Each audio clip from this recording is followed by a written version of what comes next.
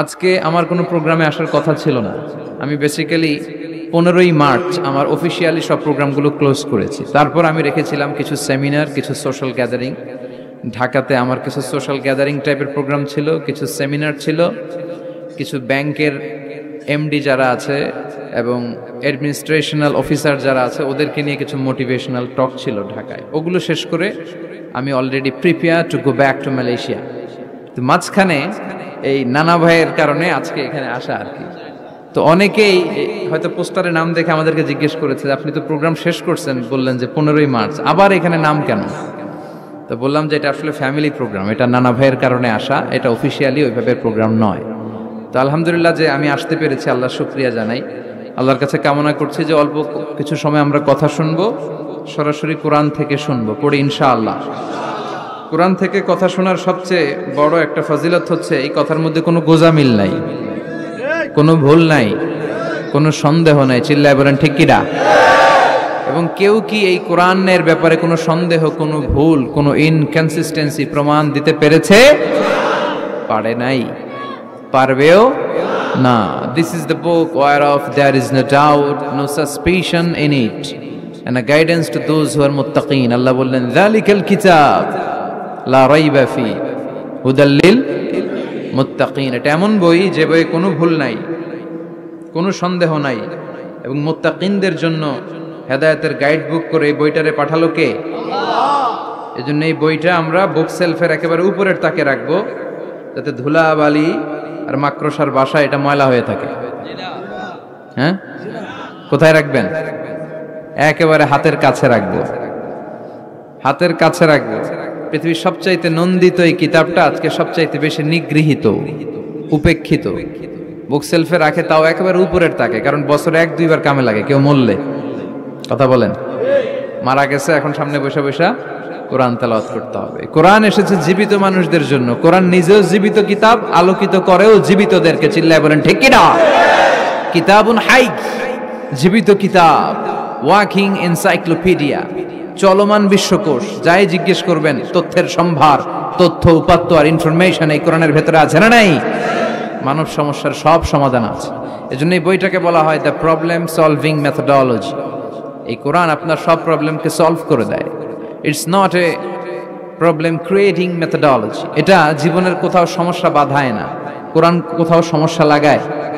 কথা বলেন, জট লাগায় নাকি জট খুলে দেয়? আলহামদুলিল্লাহ পড়েন। এজন্য কোরআনের সাথে যেন আমরা সম্পর্ক বাড়াই। We should increase the attachment with the holy book Quran. যতই সম্পর্ক বাড়াবেন আপনার মর্যাদা বাড়াবে কে? সম্মানিত ভাইরা, খেয়াল করে বুঝবেন, সাইয়েদনা জিবরিল আলাইহিস সালাম এই কোরআন নিয়ে পৃথিবীতে এসেছিল, তাই তিনি হয়েছেন শ্রেষ্ঠতম ফেরেশতা। রমাদান আল মুবারকে আল্লাহ তাআলা এই কোরআনকে নাজিল করেছে, তাই রমাদান হয়েছে শ্রেষ্ঠতম মাস। বিশ্বনবীর উপর আল্লাহ তাআলা এই কোরআন নাজিল করেছেন, তাই তিনি হয়েছেন বিশ্বনবী। আমরাও যদি এই কোরআনের সাথে সম্পর্ক লাগাই, আমাদের মর্যাদাও এরকম আকাশচুম্বী করে দিবে কে? যেন কোরআনের সাথে অ্যাটাচমেন্ট বাড়ানোর দরকার আছে না নাই? প্রতিদিন যেন আমরা কোরআন তেলাওয়াত করি, প্রতিদিন যেন কোরআনের বঙ্গানুবাদ পড়ি। যা বলার সব বলা হয়েছে, নতুন করে আল্লাহ কিছু বলবে না। এজন্য কোরআন থেকে নূর নিয়ে যেন আমরা নিজেদেরকে আলোকিত করি। কোরআনের একটা নাম হচ্ছে নূর, একটা নাম কি? লিতুখরিজান নাস মিনাজ যুলুমাতি ইলান নূর। এই কোরআনকে আমি পাঠিয়েছি অন্ধকারাচ্ছন্ন মানুষগুলোকে আলোর পথে নিয়ে যাবার জন্য। কোরআন মানুষকে আলোকিত করে, কোরআন মানুষকে জাহালাত বা অন্ধকার শিক্ষা দেয় না। এজন্য আসুন কোরআনের সাথে সম্পর্ক বাড়াই এবং নিজেদেরকে আলোকিত করি। আর এই কোরআনের যেখান দিয়েই আমরা কথা শুনি না কেন, বরকত আছে না নাই?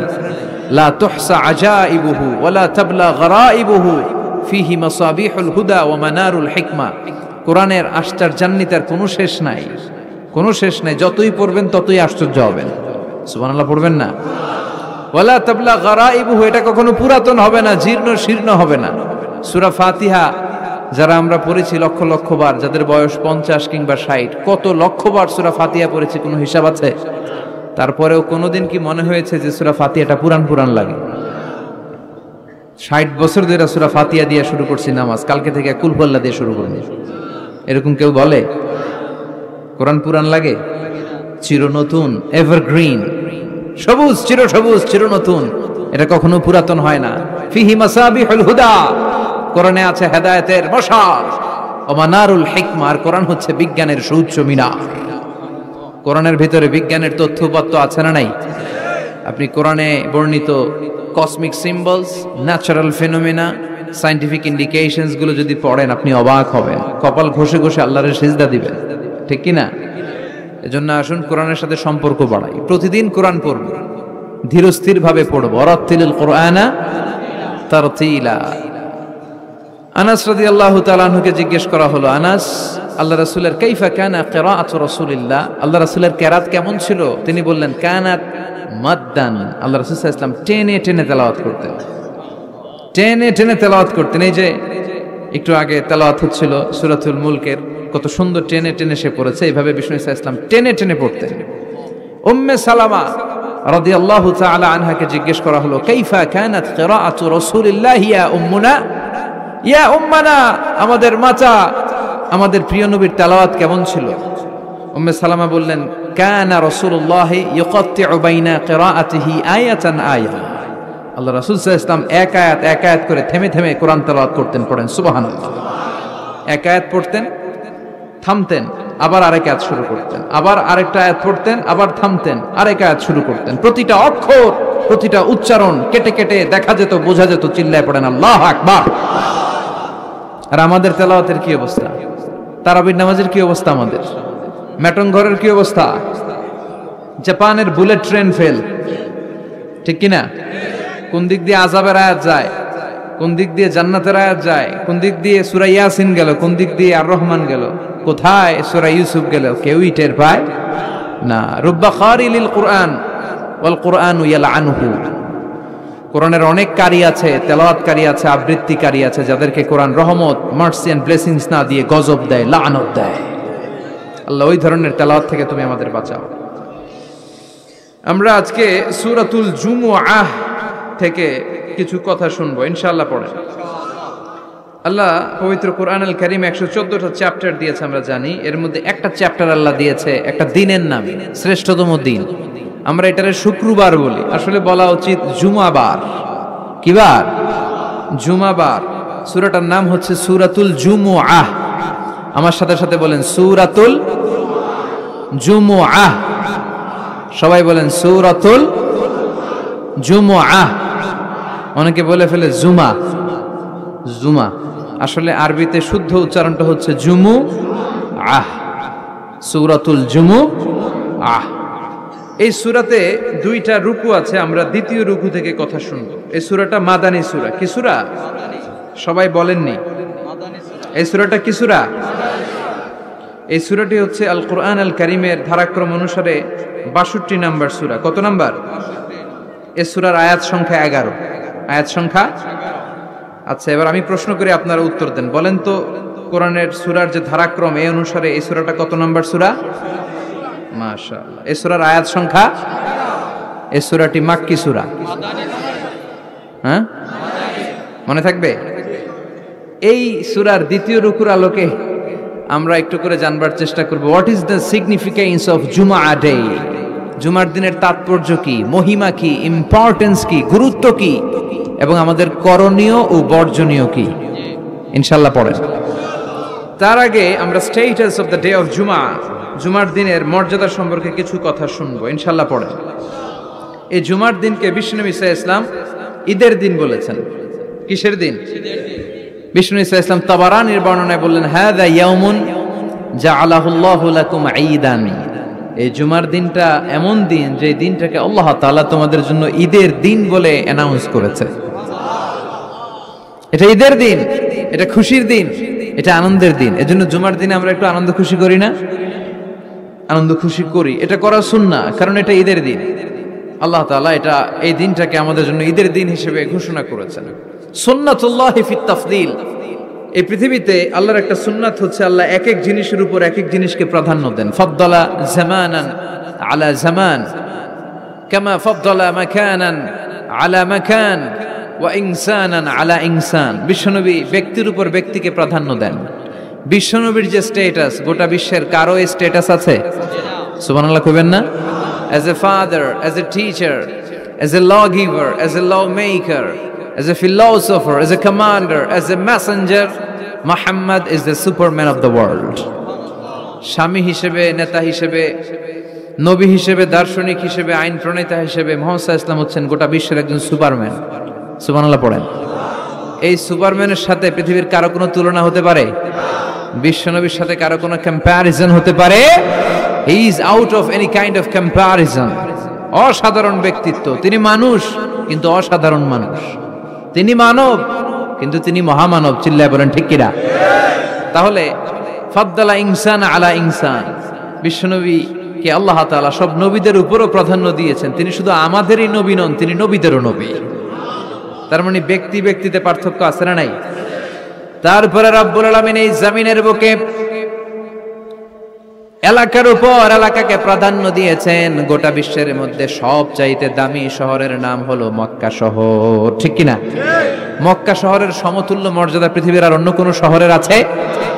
আবার রব্বুল আলামিন সময়ের উপর সময়কে প্রাধান্য দিয়েছেন। সারা বছরের 365 দিনের মধ্যে সবচাইতে শ্রেষ্ঠ দিনের নাম হলো আরাফার দিন। সুবহানাল্লাহ। আরাফার দিনের যে মর্যাদা, বছরের অন্য কোনো দিনের কি ওই মর্যাদা আছে? হজের দিন, এই দিনে আল্লাহ তাআলা এত বিশাল সংখ্যক মুসলমানকে ক্ষমা আর মাফ করে দেওয়ার ঘোষণা দেন। বছরের অন্য কোনো দিন এরকম ক্ষমার ঘোষণা দেন না। চিল্লায় কোন সুবহানাল্লাহ। তাহলে 365 দিনের শ্রেষ্ঠ দিনের নাম? কথা বলেন, আরো জোরে বলেন। শয়তান ওই দিন নিজেকে অত্যন্ত বেশি লাঞ্ছিত এবং অপমানিত ফিল করে। বদরের যুদ্ধে শয়তান নিজেকে সবচেয়ে বেশি অপমানিত বোধ করেছে। যখন আকাশ থেকে ফেরেশতাদের ঢল নামতে শুরু করলো, শয়তান নিজেকে অত্যন্ত অপদস্থ ফিল করেছে। আবার আরাফার দিনে আল্লাহ তাআলা যখন আল্লাহর প্রিয় বান্দাদেরকে ক্ষমার ঘোষণা দেন, শয়তান অপমান বোধ করে। আবার তাশাহুদে বসে এই যে আঙ্গুলটা আমরা নাড়াই কিংবা উঠায় রাখি, এই তাশাহুদের এই ইঙ্গিতটা আসদিদ হ্যামার দিয়ে, হাতুড়ি দিয়ে শয়তানের মাথায় পিটালেও যত ব্যথা পায়, তাশাহুদে এই আঙ্গুল উঠালে, শাহাদাতের সাক্ষী দিলে শয়তান তার চেয়েও বেশি ব্যথা পায়। চিল্লায় পড়েন আল্লাহু আকবার। কারণ এটা হচ্ছে শয়তানের বিপক্ষে এক আল্লাহর পক্ষে আমাদের জানান দেয়া ঘোষণা। এটা তাওহীদের সাইন। চিল্লায় বলেন কিসের সাইন?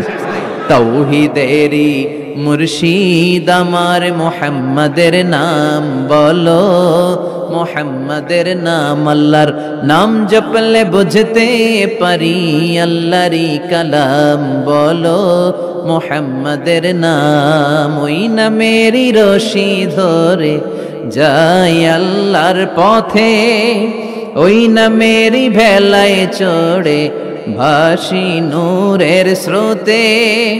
ওই নামের বাতি জেলে দেখি আরশের মুকাম বলো, মুহাম্মাদের নাম। পড়েন আল্লাহু আকবার।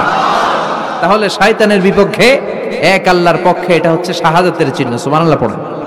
শয়তান সবচেয়ে বেশি অপমানিত বোধ করে এই তাশাহুদের সময় আঙ্গুল উঠালে। আবার আরাফাতের দিন।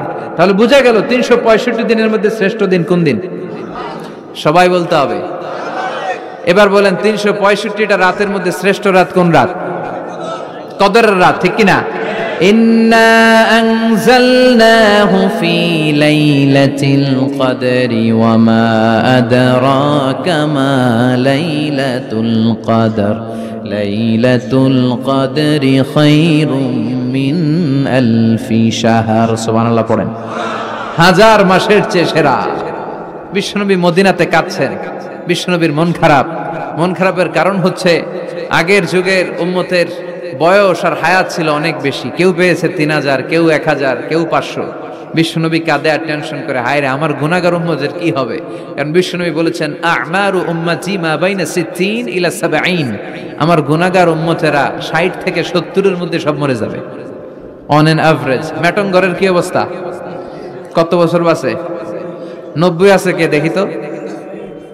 90 আছে নাকি? 80 হয়েছে কার? আছে? আসে নাই, অসুস্থ। 70 আছে কেউ? 70 ডানে বায়ে? হ্যাঁ 70 পাওয়া যাবে আশা করি। একজন পাওয়া গেছে। আল্লাহ ওনারে আরো 70 বছর দিও। তো আমার উম্মতি মা বাইনা 60 ইলা 70। বিষ্ণু বললেন 60 থেকে 70 এর মধ্যে আমার উম্মতরা মরে শেষ। আহা কি হবে আমার উম্মতের? আগের উম্মতেরা তো অনেক হায়াত পেয়েছে। আল্লাহ বললেন নবী কাঁদবেন না, লাইলাতুল কদর খায়রুম মিন আলফি শাহর, ওদেরকে হায়াত দিছি আর আপনার উম্মতরে লাইলাতুল কদর দিয়েছি। ও নবী কাঁদবেন না, চিন্তিত হবেন না, বিষণ্ণ হবেন না, ফ্রাস্ট্রেশনে ভুগবেন না। তাদেরকে হায়াত দিয়েছি বেশি, কদর দেই নাই। আপনার উম্মতকে হায়াত দিয়েছি কম, এটা ঠিক, কিন্তু কদর দিয়েছি যেই কদরের রাত 1000 মাসের চেয়েও সেরা। খায়রুম মিন আলফি শাহর, ওই রাতে আপনি এক রাত ইবাদত করলে 1000 মাস ইবাদত করলে যে রিওয়ার্ড আপনি পাবেন, যে সওয়াব পাবেন, ওই সওয়াব আপনার আমলনামায় দিয়ে দিবে কে? তবে খবরদার, ওইটা শুধু 27-এর 26 তারিখ দিবাগত রাতে করলেই হবে না। বিষ্ণু বলেছেন ফালতামিসু ফিল আশরিল আওয়াখির মিনাল ভিতর, রমজানের শেষ দশকের বেজোর রাতে, অড নাইটে, অড বেজোর রাতে তোমরা তালাশ করো। তার মানে 21, 23, 25, 27, 29 এই 5 রাতেই আপনাকে ইবাদত করতে হবে বুদ্ধিমানের মতো। বুদ্ধিমান ঝুপবে যে কূপ মারে, ঠিক কি না? আর যারা বুদ্ধিমান নয় এরা খালি কলুর বলদের মতো খাটে। A practicing believer, they don't work hard, they work smart. বিশ্বাসীরা, আল্লাহর প্রিয় বান্দারা, তারা স্মার্টলি কাজ করে, তারা ঘাম ঝরায় না, তারা এমন সময় কাজ করে বসে একদিনের কাজে 1000 মাসের সওয়াব হয়ে যায়। এজন্য কদরের রাতে ইবাদতের দরকার আছে না নাই? বিশ্বনবী কদর যখন আসতো, এই কদরের রাতে ঘুমাতেন না। ইদা জাআল আশরাল আখার আহিয়াল লাইলা আইকাদা আহলা ওয়া জাদ্দা ওয়া শাদ্দাল মিজহার। বিশ্বনবী কদরের রাতগুলোতে রাতে বেশি ঘুমাতেন না, জেগে থাকতেন, ইবাদত করতেন। ফাতেমা রাদিয়াল্লাহু তাআলা আনহাকে জাগিয়ে দিতেন, স্ত্রীদেরকে জাগাতেন, সন্তানদেরকে জাগাতেন, আর বলতেন দাঁড়িয়ে যাও, আল্লাহর সামনে দাঁড়িয়ে দাঁড়িয়ে সিজদায় পড়ে থাকো। জাদ্দা ওয়া শাদ্দাল মিজহার মানে কোমরে গামছা বেঁধে নামতেন। মেটাফরিক, রূপক অর্থ। এখন রূপক বোঝে না মানুষ, মেটাফরিক বোঝে না, আক্ষরিক অর্থে ব্যাখ্যা করতে চায়, এগুলো কপাল পোড়া, ঠিক কি না? বিশ্বনবী অনেক মেটাফোর ইউজ করেছেন, অনেক রূপক ব্যবহার ইউজ করেছেন। আমি যদি আপনারে বলি তুমি একটা বাঘের বাচ্চা, আপনি যদি বলেন হুজুর আমারে জানোয়ার বলে গালি দিলেন কেন? আপনি যদি বলেন আপনি আমারে জানোয়ারের সাথে তুলনা করলেন, আমি তো আপনার জানোয়ার বলি নাই, আমি আপনাকে বাঘের যেমনি শৌর্য বীর্য আছে, power and strength and energy আছে, ওইটার সাথে আমি কম্পেয়ার করে আপনাকে বলেছি বাঘের বাচ্চা। তার মানে আপনি জানোয়ার না, আপনি শক্তিশালী। চিল্লা এখন ঠিক কিনা? কপাল পোড়া এগুলো, বুঝতে চায় না। আল্লাহ তুমি হেদায়েত দাও। তার মানে কদরের রাতে বেশি বেশি ইবাদতের দরকার আছে না নাই? আমরা পেলাম 365 দিনের মধ্যে শ্রেষ্ঠ দিন। কথা বুঝে নাই বোধহয়। 365 রাতের মধ্যে শ্রেষ্ঠ রাত, 12 মাসের মধ্যে শ্রেষ্ঠ মাস, শাহরু রমাদান আল্লাযী উনজিলা ফীহি। তার মানে 365 দিনের মধ্যে আরাফার দিন সেরা, 365 রাতের মধ্যে কদরের রাত সেরা, 12 মাসের মধ্যে রমজান মাস সেরা। তাই বিশ্বনবী বললেন সপ্তাহের 7টা দিনের মধ্যে জুমার দিনটা হলো সেরা। কামা ফাদ্দালা জামানান আলা জামান। আল্লাহর সুন্নাত হচ্ছে আল্লাহ সময়ের উপর সময়কে প্রাধান্য দেন, দিনের উপর দিনকে প্রাধান্য দেন। সুবহানাল্লাহ পড়েন। তাহলে যেই সূরাটা নিয়ে আমরা বসেছি, সূরাটার নাম সূরাতুল জুমআ। বিশ্বনবী বলেন এটা শ্রেষ্ঠ দিন, সাইয়্যিদুল আইয়াম ফিল উসবু'। সপ্তাহের যে 7টা দিন আছে, এই 7টা দিনের মধ্যে শ্রেষ্ঠ দিন। সুবহানাল্লাহ পড়েন। এর কারণ কি? এতগুলো দিন থাকতে জুমার দিনের এত ফজিলত কেন? কারণ এই দিনে আল্লাহ তাআলা ফীহি খালাকাল্লাহু সাইয়্যিদানা আদম আলাইহিস সালাম, এই দিনে আল্লাহ তাআলা আদম আলাইহিস সালামকে তৈরি করেছেন। ফীহি আহবাতাল্লাহু তাআলা আদম মিনাল জান্নাহ ইলাল আরদ, এই দিনে আল্লাহ তাআলা সাইয়্যিদানা আদমকে জান্নাত থেকে দুনিয়ায় পাঠিয়েছেন। ফীহি তাকাব্বালাল্লাহু তাওবাতা আদম, এই জুমার দিনে আল্লাহ সাইয়্যিদানা আদম আলাইহিস সালামের তওবা কবুল করেছেন। ফীহি কুবিদা রূহু আদম, এই জুমার দিনে আল্লাহ তাআলা সাইয়্যিদানা আদম আলাইহিস সালামের রূহ কবজ করবেন। ওয়ালা তাকুমু সাআতু ইল্লা ফি ইয়াউমিল জুমআ, আর জুমার দিন ছাড়া কিয়ামত অনুষ্ঠিত হবে। তাহলে জুমার দিনের আলাদা স্পেশালিটি আছে না নাই? আবার বিশ্বনবী জুমার দিনকে লক্ষ্য করে বললেন আল জুমআতু ইলাল জুমআ কাফফারাতুন লিমা বাইনাহুমা, এক জুমা থেকে আরেক জুমার মাঝখানে যে 7টা দিন আছে, জুমার কারণে 7 দিনে যে গুনাহগুলো হয়, গুনাহগুলো জড়িয়ে দেয় কে? রজব শাবানে বরকতে দাও, রমজান মাসে গুনাহ ঝড়াও, সপ্তাহ জুড়ে তুমি বরকতে দাও, জুমার দিনেতে গুনাহ ঝড়াও, রজব শাবানে বরকত দাও, রমজান মাসে গুনাহ ঝরাও। পড়েন আমিন। এই জুমার মাধ্যমে বিগত সপ্তাহের গুনাহগুলোকে ঝরিয়ে আপনারা নিষ্পাপ করে দেয় কে? আর রমজানের মাধ্যমে বিগত 1 বছরের গুনাহ মাফ করে দেয় কে? এজন্য বিশ্বনবী রমাদান আল মুবারাক আসার 2 মাস আগ থেকেই নিজেকে প্রিপেয়ার করতেন, প্রস্তুত করতেন। রজব থেকেই তিনি দোয়া করতেন, আল্লাহুম্মা বারিক লানা ফি রজব ওয়া শাবান ওয়া বাল্লিগনা রমাদান। আল্লাহ তুমি রজব শাবানে বরকত দাও, রমজান মাসে আমাদেরকে পৌঁছিয়ে দাও। পড়েন আমিন। এখন যে মাসটা আমরা কাটাচ্ছি কি মাস? এই মাস থেকে বিশ্বনবী নিজেকে প্রিপেয়ার করতেন। আর শাবান মাসে বিশ্বনবী সবচাইতে বেশি নফল রোজা রাখতেন। যারা নফল রোজা রাখতে চান এরা শাবান মাসে রাখবেন। রমাদানের পরে যেই মাসে বিষ্ণু ইসা ইসলাম সবচেয়ে বেশি নফল রোজা রাখতো ওই মাসটার নাম হচ্ছে শাবান। বেশি বেশি নফল রোজা রাখবেন তো? আল্লাহ তুমি কবুল করো। এই জুমার দিনের মর্যাদাটা আল্লাহ তাআলা সর্বপ্রথম ইহুদিদের দিতে চেয়েছিল। কাদেরকে? কথা বলেন। ওরা এটা নেয় নাই। ওরা নিজেদের জন্য শনিবারকে ওদের অ্যাসেম্বলি ডে বানিয়েছে। ওরা বলেছে না, আমরা শনিবারে ইবাদত করব। এই দিনটা আল্লাহ তাআলা নাসারাদেরকে দিতে চেয়েছে, তারাও নেয় নাই। তারা রবিবারকে তাদের ইবাদতের দিন হিসেবে চুজ করেছে। অবশেষে আল্লাহ তাআলা আমাদেরকে এই দিনটা দিতে চাইলেন, আমরা কোনো কথা ছাড়াই গ্রহণ করলাম আর ধন্য হয়ে গেলাম। ফাগাদান লিল ইয়াহুদ ওয়া বা'দা গাদিন লিন নাসারা। জুমার দিনটা আমাদের দিন, গাদান মানে তার পরের দিন শনিবার হচ্ছে ইহুদিদের জন্য, আর রবিবার হচ্ছে খ্রিস্টানদের জন্য। আর আমাদেরকে জুমার দিন দিয়ে খুশি হয়ে গেলেন কে? আবার বিশ্বনবী বললেন, জুমার দিনটা এমন দিন, এই দিনে আল্লাহর পক্ষ থেকে বিশেষ ফেরেশতারা মসজিদের সবগুলো দরজার মধ্যে দাঁড়িয়ে যায় এবং জুমার নামাজের আগ দিয়ে খতিব সাহেব আসার আগ পর্যন্ত লিখতে বসে যায়। কে কে মসজিদে ঢুকে নামগুলো তারা কাউন্ট করে, এন্ট্রি করে। সর্বপ্রথম জুমার সালাত আদায়ের জন্য যে মসজিদে ঢুকে আল্লাহর রাস্তায় উট কুরবানি করলে যেই সওয়াব, ওই ব্যক্তির আমলনামায় আল্লাহ ওই সওয়াব দান করে দেয়। সর্বপ্রথম জুমার দিন যে মসজিদে ঢুকে ফালাহুল বুদনা, তার জন্য থাকে একটা উট কুরবানির সওয়াব। ওনার পরে যে ঢুকবে ফালাহু বাকারা, তার জন্য গরু কুরবানির সওয়াব। 3 নম্বরে যে ঢুকবে ফালাহুল কাবসা, তার জন্য ছাগল কুরবানির সওয়াব। 4 নম্বরে যে ঢুকবে তার জন্য ফালাহু আদ-দাজাজা, মুরগি কুরবানির সওয়াব। 5 নম্বরে যে ঢুকবে তার জন্য আল বাইদা, ডিম কুরবানির সওয়াব। সুবহানাল্লাহ পড়েন। এরপরে ইমাম সাহেব যখন খুতবা দেওয়ার জন্য চলে আসে, ফেরেশতারাও বসে যায়, খুতবা শুনতে শুরু করে। সুবহানাল্লাহ পড়েন। তাহলে এই জুমার দিনের আলাদা সিগনিফিকেন্স আল্লাহর কাছে আছে না নাই? বেশি না কম? আলহামদুলিল্লাহ যে এই দিনটাকে আমরা ছুটির দিন হিসেবে পেয়েছি। 1984 সালে তৎকালীন প্রেসিডেন্ট হুসাইন মোহাম্মদ এরশাদ সাহেবের নাম শুনছেন? হ্যাঁ, উনি এটাকে রাষ্ট্রীয়ভাবে জুমার দিন হিসেবে ঘোষণা করেছিলেন। ওনার কল্যাণে আমরা এই দিনটাকে স্টিল নাও, এখনো পর্যন্ত এটাকে আমরা ছুটির দিন হিসেবে পেয়েছি। উনি ইসলামের জন্য অনেক কাজ করছেন, আবার স্বৈরাচারীও করছেন। তো ভালো খারাপ নিয়েই মানুষ, ঠিক কিনা? খারাপটার আমরা না বলি। আল্লাহ তোমার এই বান্দার এই ভালো কাজটাকে তুমি কবুল করো। পৃথিবীর অনেক মুসলিম দেশেও এই শুক্রবারকে, এই জুমাবারকে তারা ছুটির দিন রাখতে পারে না। ইভেন মালয়েশিয়া, ইসলামের জন্য তারা অনেক কাজ করে, কিন্তু তাদের সাপ্তাহিক ছুটির দিন হচ্ছে রবিবার। সানডেতে তারা উইকেন্ড পালন করে। এর কারণ অনেক খ্রিস্টান দেশের সাথে ওদের ফিনান্সিয়াল অ্যান্ড কমার্শিয়াল ট্রানজাকশন হয়।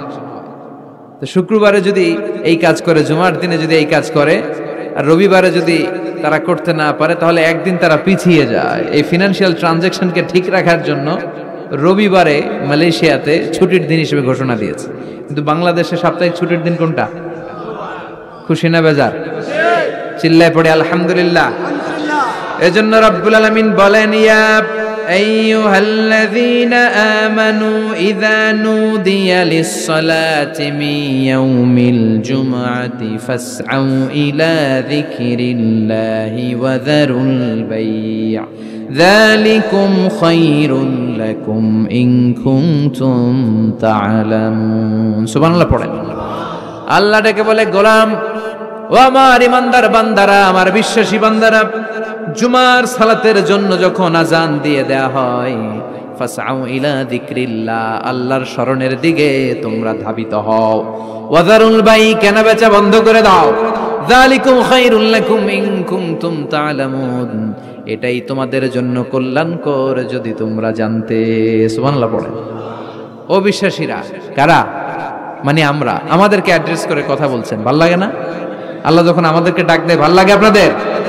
আল্লাহ আমাদেরকে ডেকে বললেন, গোলাম জুমার সালাতের যখন আজান হয় তখন তোমরা আল্লাহর জিকিরের দিকে ধাবিত হও। এই আজান দ্বারা উদ্দেশ্য হচ্ছে খুতবা দেওয়ার আগে যে আজানটা দেয়া হয়, বুঝতে পেরেছেন?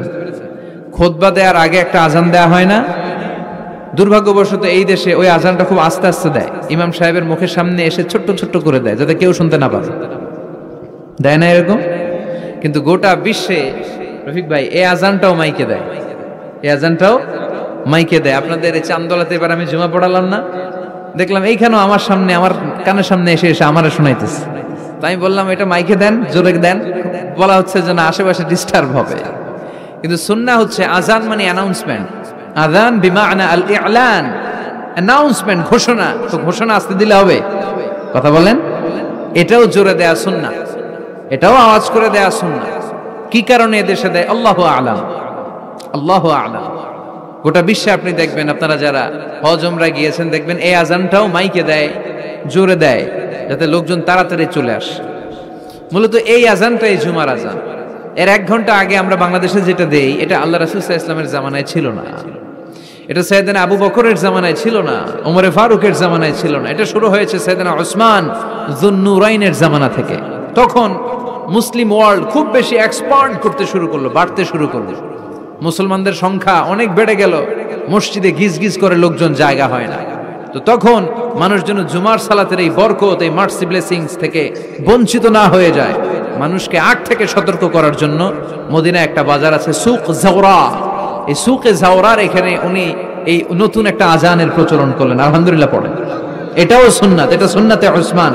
বিশ্বনবী বলেছেন আলাইকুম বিসুন্নতি ওয়া সুন্নাতিল খুলাফাইর রাশিদিন আল মাহদিয়িন আব্দু আলাইহা বিন নওয়াজিস। তোমাদের উচিত আমি বিশ্বনবীর সুন্নাতকে যেমনি আঁকড়ে ধরা, আমার 4 খলিফার সুন্নাতকেও তেমনি মারির দাঁত দিয়ে আঁকড়ে ধরা। চিল্লা এখন ঠিক কিনা? এজন্য বিশ্বনবীর সুন্নাহ মানা যেমনি আবশ্যক, 4 খলিফা যে সুন্নাহ দিয়েছেন ওইটাও মানার দরকার আছে রাডাই। এই জন্য আমরা এই আজানটাকে দেই। কিন্তু এখানে নুদি আলি সালাতি মি ইয়াউমিল জুমা দ্বারা যে আজানের কথা বলা হয়েছে, এটা প্রথম আজান নয়, এটা হচ্ছে খুতবা দেওয়ার আগে যে আজান, ওই আজান। আল্লাহ বললেন ওই আজান যখন দেয়া হয় আর থাকতে পারবা না। প্রথম আজান দেয়া হয়েছে, দেরি হয়েছে, গোসলের পানি নাই, ব্যস্ততা, দেরি হয়েছে, সমস্যা নাই। কিন্তু দ্বিতীয় আজান যখন দেয়া হয় তখন আর ঘরে বসে থাকা যাবে। এজন্য আল্লাহ বললেন ফাসআউ ইলা যিকরিল্লাহ, আল্লাহর জিকিরের দিকে ধাবিত হও। ফাসআউ এর শাব্দিক অর্থ হচ্ছে দৌড়াও। ফাসআউ এর শাব্দিক অর্থ কি? আসলে এখানে দৌড়াও উদ্দেশ্য নয়, এখানে উদ্দেশ্য হচ্ছে আল ইহতিমাম, ইম্পর্টেন্স, গুরুত্ব দেয়া। কারণ বিশ্বনবী দৌড়ে দৌড়ে নামাজে যেতে নিষেধ করেছেন। ইযা উকিমাতিস সালাতু ফালা তা'তুহা তাসআউন ওয়া আতুহা তামশুন আলাইকুম বিস-সাকিনা ফামা আদরাকতুম ফাসাল্লু ওয়া মা ফাতাকুম ফাতিমু। বিশ্বনবী বলেছেন নামাজের জামাতের ইকামত যখন হয়ে যায়, খবরদার দৌড়ে দৌড়ে নামাজে যাওয়া যাবে, আস্তে আস্তে যাও, হেঁটে হেঁটে যাও। ফামা আদরাকতুম ফাসাল্লু, যতটুকু যে পাবে আদায় করবে, যেটা ছুটে যাবে দাঁড়িয়ে নিজে নিজে পড়বে। কবুল করে নেয়ার মালিক কে? নামাজের জামাত দেখে দৌড় দিবেন? কিভাবে যাবেন? আস্তে আস্তে। আপনি দৌড়ে দৌড়ে গেলে আপনার ব্রেথ ইন ব্রেথ আউট, হাঁপানির ব্যারাম হবে। নামাজে যদি আপনি হাঁপাতে থাকেন, এটা সুন্দর লাগবে? আপনি কার সামনে দাঁড়াচ্ছেন? সব রাজার বড় রাজা, মহারাজা। চিল্লা এখন ঠিক কিনা? তার সামনে দাঁড়িয়ে হাঁপানির ব্যারাম দেখানোর কোনো সুযোগ? ধীরস্থির ভাবে যাবে। অনেকেই এই কাজটা করে। মাগরিবের নামাজ, ইমাম সাহেব কেরাত ধরেছে ওয়াদ-দুহা ওয়াল লাইলি ইযা সাজা। যারা ওযু করতেছে, আমার নিজের দেখা, যারা ওযু করতেছে এদের মুখস্থ এই সূরা, তো এরা টের পাচ্ছে যে এখনই রুকুতে যাবে, আর দৌড় না মারলে রুকু ধরা যাবে। এখন কোন রকম ওযু করে দিছে দৌড়। মসজিদে ছিল টাইলসের মসজিদ, উল্টায় পড়ছে, মুসল্লি একদিকে, লুঙ্গি আরেকদিকে। আছে না নাই? আমি নিজে দেখছি, আমাদের এলাকার এক খাদেম দৌড় মাইরা উল্টায় পইরা 3 মাস ওর পা ভাঙা অবস্থায় মসজিদে পড়েছিল। অধিকাংশ মসজিদ এখন টাইলসের। এজন্য বিশ্বনবীর দেয়া নিয়ম ভাঙলে বিপদ আছে না নাই? বিশ্বনবীর সুন্নাহ আছে যেখানে বারাকা আছে। এজন্য জামাত যদি শুরু হয়ে যায়, দৌড় দিবেন কারা কারা? হাত তুলেন। তুলবেন? তুলবেন? কেউ তুলবেন না? আচ্ছা, তার মানে জামাত শুরু হয়ে গেলে দৌড়ে দৌড়ে জামাতে যে শরীক হওয়া যাবে, আস্তে আস্তে যাবেন, যা পাবেন পড়বেন, বাকিটা আদায় করে নেবেন। কবুল করে নিবে কে? এজন্য আল্লাহ বললেন ফাসআউ ইলা যিকরিল্লাহ, যখন জুমার সালাতের আজান হয় আল্লাহর স্মরণের দিকে ধাবিত হও। যিকরিল্লাহ, এখানে যিকরুল্লাহ দ্বারা উদ্দেশ্য হচ্ছে খুতবাতাইন, জুমার 2 খুতবা। ফাসআউ ইলাল খুতবাতাইন, খুতবা শোনার জন্য তাড়াতাড়ি মসজিদে তোমরা ধাবিত হও। জুমার এই খুতবা শোনা কিন্তু ওয়াজিব, জানেন আপনারা? জানেন না? এই খুতবা শোনা ওয়াজিব, জুমার খুতবা আপনাকে শুনতেই হবে। যিকরুল্লাহর অনেক অর্থ। জিকির মানে শুধু লা ইলাহা ইল্লাল্লাহ নয়, জিকির মানে সালাত। জিকির মানে কি? মেটঙ্গরের ভাইরা বুঝতেছেন? মনোযোগ আছে না গেছে? কষ্ট হচ্ছে আপনাদের? তাকবীর দেয়া যাবে? জোরে না আসতে? দেখি কত জোর। লিল্লাহি তাকবীর। এই আপনাদের জোর? হ্যাঁ, এর চেয়ে বাড়বে না ভলিউম? বাড়ানো যাবে? লিল্লাহি তাকবীর, লিল্লাহি তাকবীর, লিল্লাহি তাকবীর। এই যিকরুল্লাহর অনেক অর্থ। জিকির মানে সালাত। প্রতিদিন যে 5 ওয়াক্ত সালাত আপনি আদায় করছেন এটার অপর নাম কি? এজন্য রব্বুল আলামিন বলেন ইন্নানি আনাল্লাহু লা ইলাহা ইল্লা আনা ফা'বুদনি ওয়া আকিমিস সালাতা লিযিকরি, নিশ্চয় আমি তোমার রব, আমার স্মরণে নামাজ কায়েম করো। এই নামাজটা হচ্ছে আল্লাহর জিকির। এরপরে যে আমরা কোরআন তেলাওয়াত করি এটাও কি আল্লাহর জিকির। আবার বিশ্বনবী বললেন নবী আপনি ওয়াজ করেন, ওয়াজটাও জিকির। এই যে আমি ওয়াজ করতেছি আপনারা ওয়াজ শুনতেছেন, পুরো সময়টা জিকির। সুবহানাল্লাহ পড়েন। আল্লাহ বললেন নবী ফাযাক্কির ইন্নামা আনতা মুযাক্কির, ও নবী আপনি জিকির করেন, তার মানে আপনি ওয়াজ করেন, আপনার দায়িত্ব হচ্ছে নসিহত করা, উপদেশ দেয়া। লাস্তা আলাইহিম বিমুসাইতির, নবী গো আমি আপনারে দারোগা বানিয়ে পাঠাই নাই। নবী কি দারোগা? কথা বলেন। নবী কি জোর করে কাউরে মুসলমান বানাবে? ইসলামে জোরাজুরি আছে? লা ইকরাহা ফিদ্দিন। সুবহানাল্লাহ পড়েন। ইসলামে কোনো বাড়াবাড়ি, ইসলামের সৌন্দর্য দেখেই অমুসলিমরা কালিমা পড়ে মুসলমান হবে, ঠিক কিনা? এই যে নিউজিল্যান্ডে মারা গেছে কয়জন? হ্যাঁ, এই 50 জন মারা যাওয়ার পরে কালিমা পড়ছে কয়জন? হ্যাঁ, 350 জন। সুবহানাল্লাহ পড়বেন না? আহা, এই দিনকে বিজয় দান করবে কে? এই দিনকে হারিয়ে দেয়া যায় না, এই দিনের আওয়াজকে স্তব্ধ করে দেয়া যায় না। এই দিনের বৈশিষ্ট্য হচ্ছে চারা গাছের মতো, এটারে মাটিতে গেড়ে দিলে এটা ডালপালা সহ উপরের দিকে ওঠে। চিল্লা এখন ঠিক কিনা? ওটা বিশ্বব্যাপী ইসলামের জয়গান। কনভার্টেড রিভার্টেড মুসলমানের সংখ্যা বাড়ছে এবং বাড়বে। ইসলামের এই গতি, এই অগ্রযাত্রা, এটাকে কেউ ঠেকায় রাখতে পারবে? ধারণা করা হচ্ছে অল্প কিছুদিনের ব্যবধানেই, অল্প কিছুদিনের ব্যবধানেই ইউরোপ আমেরিকাতে মুসলমানরা সংখ্যা গরিষ্ঠ হয়ে যাবে। সুবহানাল্লাহ পড়েন। বাইনোকুলার দিয়ে খুঁজেও একজন অমুসলিম খুঁজে পাওয়া যাবে। ইতিমধ্যেই তারা তাদের চার্চগুলো বিক্রি করতে শুরু করেছে। ওদের যে উপাসনালয়, গির্জা, আমার যত ফ্রেন্ড আমেরিকাতে আছে ওদের কাছে শুনেছি যতগুলো মসজিদে ওরা সালাত আদায় করে এগুলো এর আগে ছিল ওদের গির্জা, ওদের চার্চ। এখন চার্চের ইমাম ছাড়া আর মুয়াজ্জিন ছাড়া কেউ থাকে না, সারা বছরে কেউ আসে না। পরে দেখলে এই চার্চ রাইখাই লাভ নেই, এগুলোর দে বেচা। মুসলমানদের কাছে ওদের গির্জা বিক্রি করে দিচ্ছে আর মুসলমানরা এগুলার মসজিদ বানায় নিচ্ছে, মসজিদ বানায় নিচ্ছে। বিশ্বনবী বললেন ইন্নাল্লাহা যাওয়ালি আল আরদা ফারাআইতু মাশারিকাহা ওয়া মাগারিবাহা, আল্লাহ তাআলা পৃথিবীটার এরকম ছোট মিনিয়েচার বানিয়ে আমাকে দেখিয়েছে। তা আমিও ঘুরে ঘুরে পৃথিবীর ডানে বায়ে সামনে পিছনে পুরোটারে দেখেছি। আল্লাহ বলেছেন নবী আপনি যদ্দূর দেখেছেন ঠিক তদ্দূর কালিমার বাণী আমি আল্লাহ পৌঁছে দেব। লা বাইতা ওয়াদার ওয়ালা মাদার ইল্লা আদখালাহু আল্লাহু হাযা দ্বীন। বিশ্বনবী বললেন পৃথিবীতে এমন কোন ছনের ঘর থাকবে না, টিনের ঘর থাকবে না, দোচালা ঘর থাকবে না, বিল্ডিং থাকবে না, টাওয়ার থাকবে না, মরুভূমি আর জঙ্গল থাকবে না যেখানে লা ইলাহার বাণী উচ্চারিত হবে না। প্রতিটি আনাচে কানাচে এই শাহাদাত বাক্য, এই কালেমার বাণীকে পৌঁছে দিবে কে?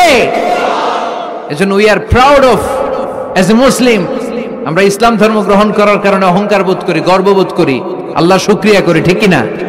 সাইয়েদনা ওমর ফারুক বলতেন নাহনু কওমুন আ'আজ্জানাল্লাহু বিল ইসলাম, আমরা তো এমন জাতি যে জাতিকে আল্লাহ তাআলা ইসলাম দিয়ে সম্মানিত করেছে। ফাইন ইবতাগাইনাল ইজ্জাতা বিগাইরিহি আযাল্লানাল্লাহ, ইসলাম রেখে দিয়ে অন্য কোথাও যদি আমরা সম্মান খুঁজি আমাদেরকে অপদস্থ আর অপমানিত করবে কে? এজন্য ইসলাম আছে যেখানে আমরা আছে। এই জিকিরের অনেক অর্থ। তাহলে আমরা পেলাম জিকির মানে কোরআন, জিকির মানে সালাত, জিকির মানে ওয়াজ, আবার জিকির মানে লা ইলাহা।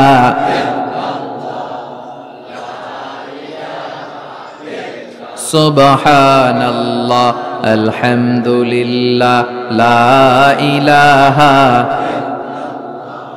সুবহানাল্লাহ,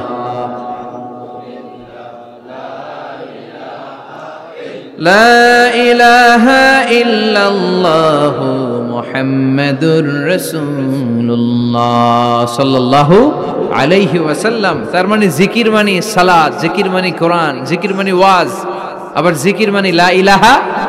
আফদালুয যিকরি লা ইলাহা ইল্লাল্লাহ। বিষ্ণু বললেন সবচেয়ে শ্রেষ্ঠ জিকির হচ্ছে লা ইলাহা ইল্লাল্লাহ। মান কালা লা ইলাহা ইল্লাল্লাহ মুখলিসান মিন কলবিহি দাখালাল জান্নাহ। ইখলাসের সাথে একবার যদি কেউ লা ইলাহা পড়ে তার জন্য জান্নাতকে ওয়াজিব করে দিবে কে?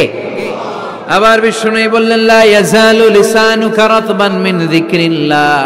আল্লাহর জিকির থেকে কখনোই যেন তোমরা খালি হয়ে না যাও, সবটা সময় আল্লাহর জিকির দিয়ে জিহ্বাটারে ভিজিয়ে রাখবা। সব সময় জিহ্বাটারে কার জিকির দিয়ে ভিজিয়ে রাখবো? আবার বিষ্ণু বলতেন আহাব্বুল কালাম ইলাল্লাহি আরবা। আল্লাহর কাছে সবচেয়ে প্রিয় কথা চারটি। এক হচ্ছে সুবহানাল্লাহ, দুই হচ্ছে আলহামদুলিল্লাহ, তিন হচ্ছে লা ইলাহা, চার হচ্ছে আল্লাহু আকবার। আওয়াজ করে বলেন তো এক নম্বরে কোনটা, দুই নাম্বার, তিন নাম্বার, চার নাম্বার? সবাই আওয়াজ করে বলেন এক নাম্বার, দুই নাম্বার, তিন নাম্বার, চার নাম্বার। আল্লাহ তোমার জিকির যেন বেশি বেশি করতে পারি, তুমি তৌফিক দাও। জিকির মানে সালাত, জিকির মানে কোরআন, জিকির মানে ওয়াজ, আবার জিকির মানে জুমার খুতবা। সুবহানাল্লাহ পড়েন। এখানে জিকরুল্লাহ দ্বারা উদ্দেশ্য হচ্ছে আল খুতবাতাইন ক্বাবলাল জুমা। জুমার আগে যে দুই খুতবা আছে, এই দুই খুতবাকে জিকরুল্লাহ বলে নামকরণ করেছে কে? এজন্য আল্লাহ ডেকে বললেন গোলাম, জুমার দিনে যখন আজান হয় জুমার খুতবা শোনার জন্য তোমরা তাড়াতাড়ি যাও। ওয়াদারুল বাই, কেনা বেচা বন্ধ করে দাও। Shut down the supermarket, close the super মল। দোকানের শাটার নামিয়ে দাও, ব্যবসা প্রতিষ্ঠান বন্ধ করে দাও, স্কুল কলেজ আদালত সব ক্লোজ করে দাও, ক্যাশ বক্সে তালা ঝুলিয়ে দাও। আদেশটা কার? জুমা চলাকালীন সময়ে খুতবার সময় কোন দোকানপাট খোলা থাকতে পারবে? চিল্লায় বলেন পারবে? আল্লাহ বললেন দেখা যায় অল্প সময় ব্যবসা নাই, এই অল্প সময়ের জন্য তোমার সাময়িক কিছু প্রফিট নাই, কিন্তু আসল প্রফিট করিয়ে দেওয়ার মালিক কে? যালিকুম খায়রুল লাকুম ইন কুনতুম তা'লামুন। এটাই তোমাদের জন্য কল্যাণকর যদি তোমরা বুঝো। কার কথা? যদিও 2 ঘন্টা সুপার শপ বন্ধ থাকবে, সামান্য কিছু সময় বেচা কিনা নাই, কিন্তু আপনার ব্যবসায় বরকত ঢুকায় দেওয়ার মালিক কে? কেউ যেটা পারে না, পারে কে?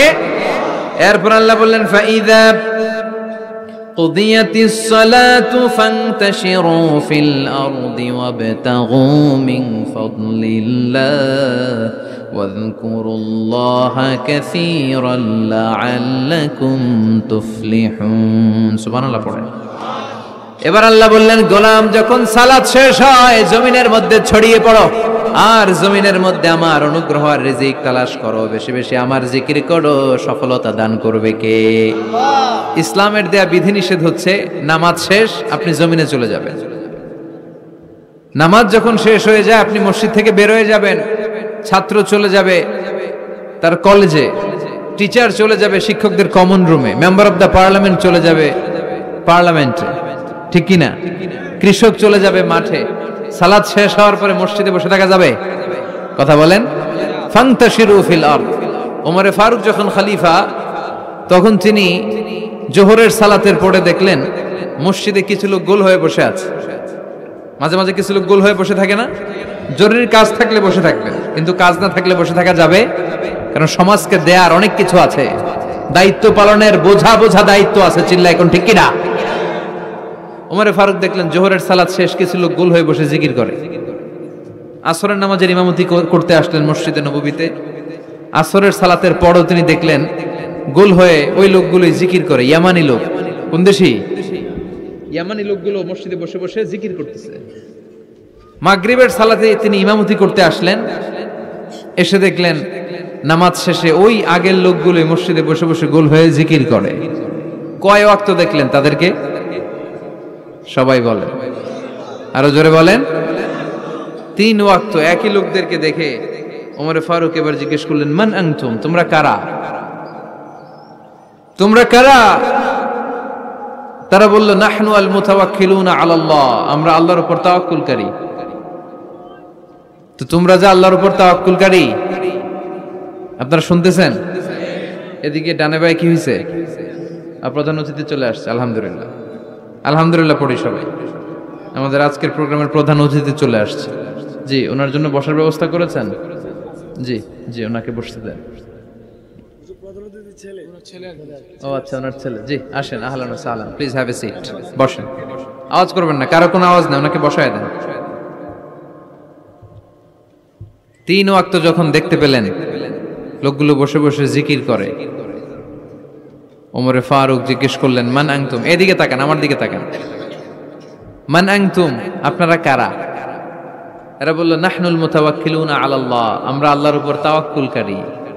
তো আপনারা যে আল্লাহর উপর তাওয়াক্কুল করে বসে আছেন, আপনাদের খাওয়া দাওয়া আসে কোত্থেকে, খানা জোটে কোত্থেকে? এরা বলল, আমাদের জিকির আর বুজুর্গি দেখে আশেপাশের লোকজন আমাদেরকে খাবার দিয়ে যায়। বুঝে কয় সুবহানাল্লাহ। তো ওমর ফারুক বললেন, আপনাদের জিকির আর বুজুর্গি দেখে যদি আশেপাশের লোকজন খাবার দিয়ে যায়, তাহলে তো আপনারা আল মুতাওয়াক্কিলুনা আলাল্লাহ নন, আনতুমুল মুতাওয়াক্কিলুন বা'দুকুম আলা বা'দ, তোমরা একে অপরের উপর তাওয়াক্কুলকারী। যারা খাবার দিয়ে যায় এদের উপর তাওয়াক্কুল, হেরা বাটি না নিয়ে আসলে তোমাদের জিকির থাকবে না। কথা বলেন। ওমর ফারুক বললেন, এরপর থেকে যদি নামাজের পরে গোল হয়ে বসে থাকতে দেখি, পিটায় মসজিদ থেকে বের করবে, বের হয়ে যাও, বের করে দিলেন। এজন্য কোন যুবক সালাত শেষে মসজিদে বসে থাকবে না, সে তার কাজে যাবে। সমাজকে দেয়ার মতো, এলাকাটারে আলোকিত করার মতো, দায় দায়িত্ব পালনের মতো অনেক বোঝা তার কাঁধের উপর আছে না নাই? এজন্য আল্লাহ বললেন, ফাইযা কুদিয়াতিস সালাতু ফান্তাশিরু ফিল আরদি ওয়াবতাগু মিন ফাদলিল্লাহ। যখন এই দেখেন, এই কথাটাই আল্লাহ বলছে, মিন ফাদলিল্লাহ, মিন ফাদল। মসজিদ থেকে বের হইলে ফদল পাওয়া যায়, মানে রিজিক পাওয়া যায়, আর মসজিদে পাওয়া যায় রাহমা। এজন্য মসজিদে ঢোকার সময় কি পড়ি? আল্লাহুম্মা ইফতাহ লি আবওয়াবা। আমরা যখন মসজিদে ঢুকি আমরা বলি, আল্লাহুম্মা ইফতাহ লি আবওয়াবা রাহমাতিক, আল্লাহ তোমার রহমতের যত দরজা আছে সব আমাদের জন্য খুলে দাও। আবার মসজিদ থেকে যখন বের হয়ে যায় তখন আমরা বলি, আল্লাহুম্মা ইন্নী আসআলুকা মিন ফাদলিক, আল্লাহ জামাতে নামাজ পড়লাম, তোমার দেয়া বিধান বাস্তবায়ন করলাম, সালাত আদায় করলাম, এখন মসজিদ থেকে যখন বের হব রিজিক দিয়ে তুমি আমারে ধন্য করে দাও। রিজিক কি মসজিদের ভিতরে না বাইরে? তাহলে নামাজ পড়ার পরে রিজিক তালাশ করতে যেতে হবে মসজিদের বাইরে। চিৎকার করে বলেন ঠিক কিনা? এরপর আল্লাহ বললেন, ওয়া ইযা রাআউ তিজারাতান আও লাহওয়ান ফাদ্দু ইলাইহা ওয়া তারাকুকা কাইমা কুল মা ইনদাল্লাহি খায়রুম মিনাল লাহবি ওয়া মিনাত তিজারা ওয়াল্লাহু খায়রুর রাযিকিন। ও নবী, ওরা যখন ব্যবসার কাফেলা দেখে আপনারে রেখে দিয়ে ওরা চলে যায়, ওদেরকে বলেন ওই ব্যবসার চেয়ে আল্লাহর দাম, আল্লাহর মর্যাদা সবচাইতে বেশি। দুনিয়ার কেউ তোমাদের দারিদ্রতা দূর করতে পারবে না, একজন ছাড়া। চিল্লায়া বলেন তিনি কে? এই আয়াত নাজিলের একটা ব্যাকগ্রাউন্ড আছে, একটু মনোযোগ দিয়ে শুনতে হবে। মেটনগরের ভাইয়েরা মনোযোগ আছে? বিষ্ণু ঈসা ইসলাম যখন মদিনায় গেলেন তখন এই সূরাটা নাজিল হয়েছে। আমরা জানি এটা মাদানী সূরা। মদিনায় তখন দুর্ভিক্ষ, ঘরে খাবার নাই, মানুষের পেটে দানা পানি নাই, ওটের উলানে দুধ নাই, বাজারে জিনিসপত্রের চড়া দাম। কি করবে মদিনার লোকেরা? খাওয়ার কিচ্ছু নাই। মদিনা থেকে একটা কাফেলা শাম দেশে রওনা হলো, যে শাম থেকে পণ্যের কাফেলা নিয়ে যখন ফিরবে, লোকজন কিছু অল্প দামে জিনিসপত্র কিনবে আর জান বাঁচাবে। তারা গেল, তারা পণ্য নিয়ে যেই দিন ফিরে আসলো ওই দিনটা ছিল জুমাবার। কি বার? বিষ্ণু ঈসা ইসলাম তখন জুমার খুতবা দিচ্ছিলেন। তখন জুমার খুতবা এখনকার সময়ের মতো নামাজের আগে ছিল না, ঈদের নামাজের মতো নামাজের পরে ছিল। কখন ছিল? নামাজের পরে। জুমার নামাজ শেষ, সাহাবীরা বিশ্বনবীর খুতবা শুনছে মসজিদে নববীতে বসে বসে। In the mean time Kafela Medina শহরের মধ্যে ঢুকে গেল। কাফেলার দায়িত্বশীলরা তবলা বাজাতে শুরু করলো, ঘন্টা বাজাতে শুরু করলো। তখনকার সময়ে কোনো কাফেলা যখন পণ্য নিয়ে, মালামাল নিয়ে কোনো শহরে ঢুকতো, ঢুকেই শহরের মাঝ বরাবর যেয়ে তারা তবলা আর ঘন্টা বাজিয়ে দিত। যাতে করে এলাকার লোকেরা বুঝে কাফেলার পণ্য এসেছে, যার যা লাগবে কিনে আনবে। বিশ্বনবী মসজিদে নববীর মিম্বারে দাঁড়িয়ে জুমার খুতবা দিচ্ছেন। সাহাবারা ওই কাফেলার ঘন্টা বাজানোর ধ্বনি শুনতে পেল, তবলা বাজানোর ধামধাম শব্দ শুনতে পেল, আর মনে মনে ভাবলো, হায় হায়, বিশ্বনবীর জুমার খুতবা পুরোটাই শোনার জন্য যদি বসে থাকি, কাফেলার সব মালামাল বিক্রি হয়ে যাবে, সব বিক্রি হয়ে যাবে। আমরা কি কিনবো? এক কাজ করি, নামাজ তো শেষ। কি শেষ? কারণ তখন পর্যন্ত আগে হয়তো জুমার নামাজ, পরে হয়তো খুতবা, ঈদের স্টাইলে। বুঝতে পেরেছেন? তাদের ইস্তেহাদ হলো নামাজ তো শেষ, খুতবাই না বাকি, চল এক কাম করে সবাই মিলে দেই দৌড়, কাফেলার ওইখানে যাই, যার যা পণ্য কিনার পণ্য কিনি, সবাই যদি কিনে ফেলে আমরা কিনবো কি? এই চিন্তা করতে করতে মসজিদের মধ্যে গুনগুনানি শুরু হলো। একজন, দুইজন, তিনজন, চারজন করতে করতে মসজিদে নববী থেকে সব সাহাবারা আসলেই দিল দৌড়। দৌড়াতে দৌড়াতে সব কাফেলার দিকে যেতে যেতে পুরো মসজিদ খালি। বিশ্বনবী কি করতেছেন? জুমার খুতবা দিচ্ছেন মিম্বারে দাঁড়িয়ে। যেতে যেতে তাফসিরে এসেছে 12 জন সাহাবা ছাড়া বাকি সব দৌড়। অতারাকুকা খাইমা, ও নবী, তারা আপনাকে মিম্বারে দাঁড় করিয়ে রেখে জুমার খুতবা প্রদান করা অবস্থায় দাঁড় করিয়ে রেখে ওরা চলে যায়। এই দৃশ্যটা আরশের উপর থেকে আল্লাহ দেখে বরদাস্ত করতে পারে নাই, তাই ধমক দিয়ে এই সূরা জুমার এই আয়াত নাজিল করে দিয়েছে। পড়েন সুবহানাল্লাহ। বিশ্বনবীকে জুমার খুতবা প্রদান করা অবস্থায় মিম্বারে দাঁড় করিয়ে রেখে যখন সাহাবারা চলে গেল, 12 জন সাহাবা প্রথম কাতারে বসা, আল্লাহ ডেকে বললেন, ওয়া ইযা রাআউ তিজারাতান আও লাহওয়ান ফাদু ইলাইহা, তারা যখন ব্যবসার কাফেলার আওয়াজ শুনে তারা কাফেলার দিকে দৌড় দেয়। ওয়া তারাকুকা খাইমা, আর আপনারে মিম্বারের উপর দাঁড় করিয়ে রাখে। কুল, নবী আপনি বলে দেন, মা ইনদাল্লাহি খায়রুম মিনাল লাহওয়ি ওয়া মিনাত তিজারা, ও নবী বলে দেন, ওই কাফেলার মধ্যে যা পাওয়া যাবে মসজিদে বসে খুতবা শুনলে তার চাইতেও বেশি বরকত পাওয়া যাবে। ওদেরকে বলে দেন, আল্লাহর কাছে যা আছে ওইটা ওই কাফেলার পণ্যের চাইতে অনেক গুণ শ্রেষ্ঠ, অনেক গুণ দামি, অনেক বেশি বরকতময়। চিল্লায়া বলেন ঠিক কি না? কারণ আল্লাহু খায়রুর রাজিকিন, আল্লাহ হলো আসল রিজিক দাতা। দুনিয়ার বুকে কেউ কাউরে রিজিক দিতে পারে না, রিজিক দেওয়ার মালিক কে? আমাদেরকে খাদ্য দেয় কে? নাকি আমগো খাদ্যমন্ত্রী, প্রধানমন্ত্রী? আমাদেরকে রিজিক দেয় কে? ওয়াতারাকুকা কাইমা, ও নবী আপনারে মিম্বারের মধ্যে দাঁড় করিয়ে রেখে ওরা চলে যায়, এটা আমি বরদাস্ত করলাম না। আমি তাদেরকে ধমক দিয়ে আয়াত নাজিল করে দিলাম। ওদেরকে জানিয়ে দেন, দুনিয়ার এই ভোগের সামগ্রী আর ব্যবসার পণ্য থেকে আল্লাহর কাছে যা আছে ওইটার দাম ঢের কোটি গুণ বেশি। চিৎকার করে বলেন ঠিক কিনা? এজন্য জুমার খুতবা শোনার দরকার আছে না নাই? বলেন তো, জুমার ফরজ কয় রাকাত আর জোহরের ফরজ? তো একই টাইমের নামাজ, জোহরের সময় 4 রাকাত, জুমার সময় 2 রাকাত করা হইল কেন? কারণ এর আগে খুতবা আছে। সুবহানাল্লাহ পড়েন। কি ইসলাম, কি ব্যালেন্সড, কি ভারসাম্যপূর্ণ।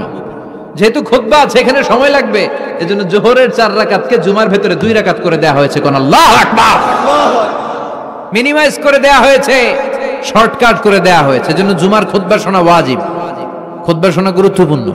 সবাই শুনবেন তো? বিষ্ণু ইসা ইসলাম এই মসজিদে নববীর খতিব ছিলেন, 10 বছর এই খতিবগিরি করছেন। সুবহানাল্লাহ বাড়িতে গিয়া। এজন্য খতিব যারা আছেন তারা বিশ্বনবীর রেখে যাওয়া দায়িত্ব পালন করছে। এখানে মেটাঙ্গরের আজকের এই মাহফিলে খতিব কারা কারা আছে দেখি? জুমার খতিব মাশাআল্লাহ আছে তো অনেকে, ওদিকে আছে, এই পাশে আছে। আল্লাহ তুমি সব খতিবদেরকে কবুল করো, আমিন। এই জুমার খুতবা কন্ডাক্ট করা এটা কিন্তু আপনাদের কাঁধে অনেক বড় দায়িত্ব। এটাকে বলা হয় weekly assembly of Muslim community, আমাদের সাপ্তাহিক গ্যাদারিং। আমাদের প্রতি সপ্তাহে আমাদের মুসলমানদের জুমার দিনের চেয়ে বড় কোনো কার্নিভাল, কোনো ফেস্টিভ্যাল, কোনো উৎসব, কোনো ইবাদতের প্রোগ্রাম কি আর হয়? সুবহানাল্লাহ কইবেন না? এবং এই প্রোগ্রামটা অন টাইম, এটারে আকপিস করা যায় না, অন টাইমেই পড়তে হবে। আবার এই প্রোগ্রাম কখনো বন্ধ হয় না। তাফসির মাহফিল বন্ধ হয়ে যায়, কথা বলেন? তাফসির মাহফিল শুনলে 144, জুমার নামাজে 144 হয়েছে কোন জেলায়? কথা বলেন? বাংলাদেশের 64 জেলার কোন জেলায় জুমার নামাজে 144 হয়? তাহলে এটা কত গুরুত্বপূর্ণ অনুষ্ঠান, কত গুরুত্বপূর্ণ প্রোগ্রাম খতিব ভাইয়েরা। এজন্য খুব কনস্ট্রাকটিভ ওয়েতে, গঠনমূলক ভাবে নিজেদেরকে প্রিপেয়ার করতে হবে। আপনি কি বলবেন? খতিবের দায়িত্ব হচ্ছে ওই 7 দিনে, গত 7 দিনে সমাজে কি কি অসঙ্গতি ঘটেছে, ইনকনসিস্টেন্সি, এগুলো কোরআন সুন্নাহর আলোকে শ্রোতাদের কাছে তুলে ধরা। কি কি সমস্যা ক্রাইসিস যাচ্ছে মুসলমানদের, আমার এলাকায় আমার সমাজে কি কি সমস্যার ক্রাইসিস তৈরি হয়েছে, কোরআন সুন্নাহর আলোকে এগুলোর সলিউশন দিয়ে আসা। বিশ্বনবী এটাই করতেন। এজন্য জুমার প্ল্যাটফর্মটা অনেক গুরুত্বপূর্ণ। আমাদেরকে তাফসীর মাহফিল ধরে রাখতে হয়। কি করতে হয়? আমাদেরকে বলে হুজুর আপনার কিন্তু কাঁপাইতে হবে, আবার বলে আপনার জমাইতে হবে, আবার বলে আপনার ধরে রাখতে হবে। কি করতে হবে? কিন্তু জুমার নামাজ আলহামদুলিল্লাহ ধরে টরে রাখা লাগে না, কারণ খুতবার পরে নামাজ আছে না নাই, বসেই থাকে। এই জুমার খুতবাটা এত গুরুত্বপূর্ণ, এই কারণে জুমার নামাজে আওয়ামী লীগ আসে না? আওয়ামী লীগরা মনে যায় না জুমাতে, আসে। বিএনপি আসে না?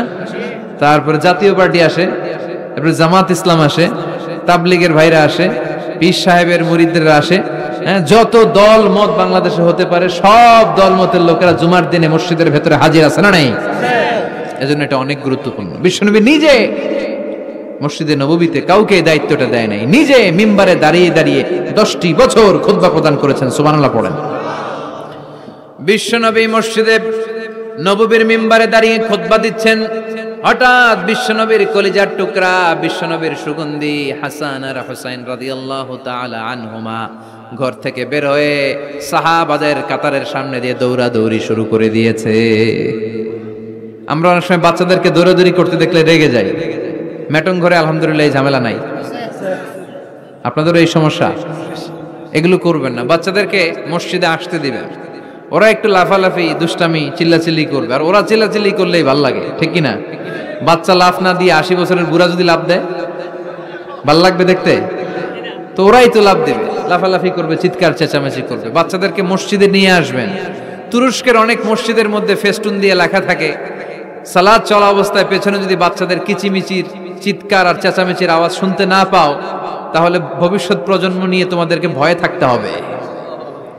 পিছনে যদি জামাত চলাকালীন কোনো চিৎকার চেঁচামেচি আওয়াজ নাই, তার মানে বুঝতে হবে নেক্সট জেনারেশন এগুলো নামাজি হচ্ছে না।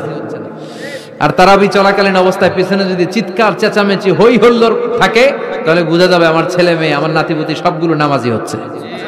কথা বলেন? জন্য বাচ্চারা চিৎকার চেঁচামেচি করলে খবরদার মসজিদ থেকে তাড়িয়ে দিবেন না, ওদেরকে ডেকে আনেন। যেতে যেতেই ওরা বুঝবে এটা ইবাদতগাহ, এখানে চিৎকার দেওয়া যায় না, এখানে দুষ্টুমি করা যায় না, এখানে আল্লাহর নাম জপতে হয়, এখানে সেজদায় পড়ে কাঁদতে হয়, ঠিক কি না? বিশ্বনবী মসজিদে নববীর মিম্বারে দাঁড়িয়ে জুমার খুতবা দিচ্ছেন। বিশ্বনবীর কলিজার টুকরা হাসান হুসাইন দুইজন মিলে কাতারের মাঝখানে দৌড়াদৌড়ি করছে। সাহাবাদের কারো ঘাড়ের মধ্যে ধাক্কা দেয়, কারো টুপি ধরে টান দেয়, কারো পাগড়ি ধরে টান মারে। বিশ্বনবী মিম্বারের উপর দাঁড়িয়ে দেখে। বিশ্বনবী খুতবা দিতে এই দৃশ্য দেখে খুতবা থামিয়ে দিলেন। খুতবা ওই জায়গায় স্টপ করে নিজে মিম্বার থেকে নামলেন, নেমে দুই নাতিরে ধরলেন, দুই হাতে ধরে মিম্বারের উপরে নিয়ে আসলেন, এনে হাসানকে ডান হাতে হোসাইনকে বাঁ হাতে রেখে দুইজনকে এইভাবে হ্যান্ডকাফ পরাইয়া বাকি খুতবা কমপ্লিট করেছেন। পড়েন সুবহানাল্লাহ।